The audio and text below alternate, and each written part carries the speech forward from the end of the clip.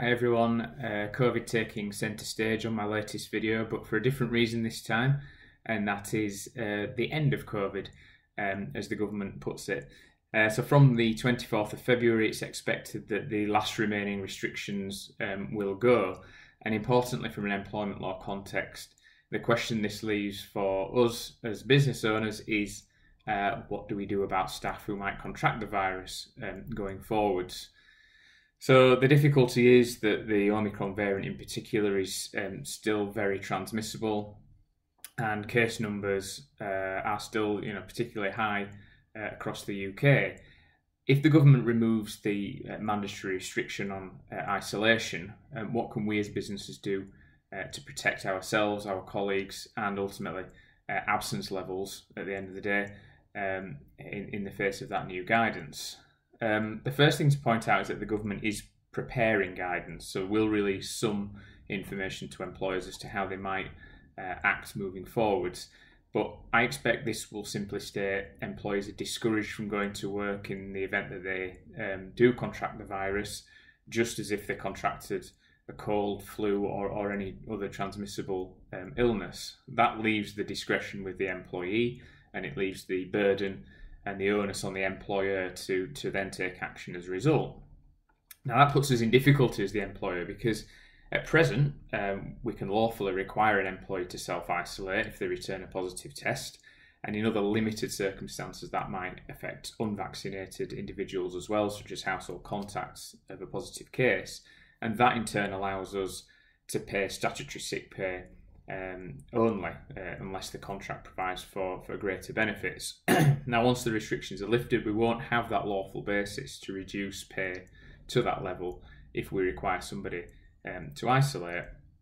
And that means that if we require somebody to stay at home once the restrictions, as we expect, are lifted, if they can perform the role from home, great. We may decide that we will ask them to undertake the work maybe until they reach day 5 and 6 with negative tests.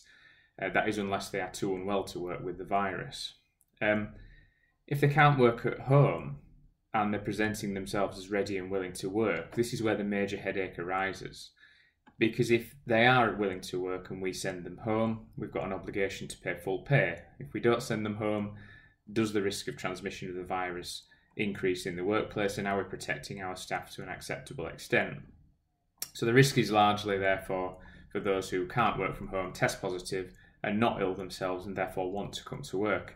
And why wouldn't they? Nobody's going to want to voluntarily self-isolate to receive statutory sick pay. I'm assuming that they can actually claim SSP if they've got the virus but are otherwise fit to work.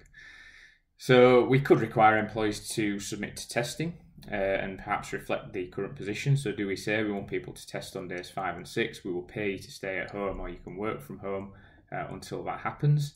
Again, we'd have an obligation to pay an employee in full if the employee can't work from home. So what's the lesser of two evils? Do we want to keep COVID out of the workplace, or do we want to avoid having to pay employees more? A couple of other options that you might want to consider. Could we encourage staff to take annual leave? So it's unlikely that we'd have a provision that can force somebody to take leave at short notice. The working time regulations require twice the amount of notice as the length of leave to be taken, but we could try and encourage them to take that time off. Alternatively, can we enhance our measures in the workplace? And I think the guidance will focus on this as well. So if we know that a positive case is going to have to come in and work, can we isolate them from other employees? So maybe they're lone working or working in another area that we can sort of corner them off. Can we require them to wear certain PPE, the return of face masks? You've got your standard measures such as ventilation and regular cleaning, but do we want to isolate equipment as well that is regularly sanitised to ensure that there isn't that risk of transmission through objects and surfaces? Now that does single people out as a positive case, but what more can we do there? Now the final consideration is what happens if an employee contracts the virus and genuinely wants to self-isolate in order to protect their colleagues. Again, I actually suspect that the guidance will allow for statutory sick pay in those circumstances. It might not, though. It might only apply if somebody is genuinely incapacitated by reason of the virus. So in those circumstances, the business should create a policy or a way of approaching these cases on a consistent basis. Again, is our objective to keep COVID out of the workplace, in which case we would need some incentive to keep staff at home. So we await that further guidance. We await a date when the restrictions will be lifted. We do think it's the end of February.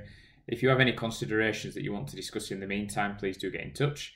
chadwicklawrence.co.uk or email employmenthub@chadlaw.co.uk. Thank you.